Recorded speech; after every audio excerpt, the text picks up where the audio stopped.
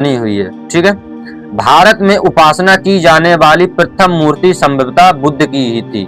इतिहासकार कहते हैं कि जो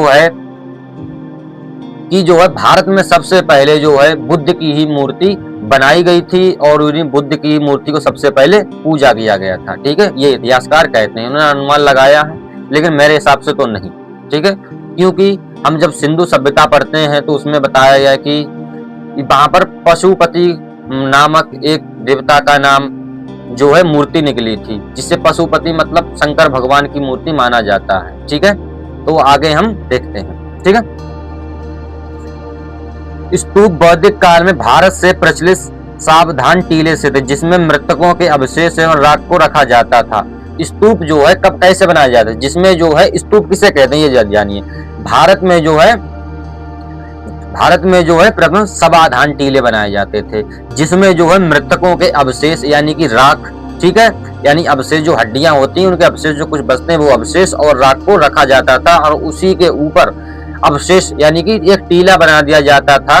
ठीक है, उसे ही हम स्तूप कहते थे। क्या बना कहते थे? स्तूप।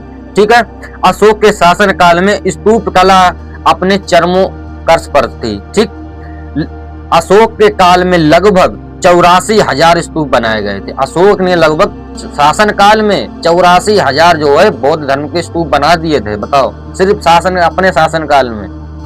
तभी तो लोग कहते हैं ये बुद्ध का देश है। समझ गए?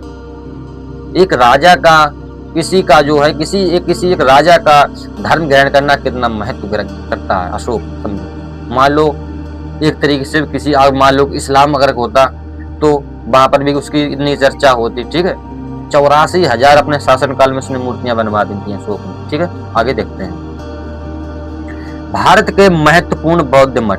ठीक है, आप देखते हैं चित्रों सहित। ठीक है, आगे देखते हैं टाबो मठ।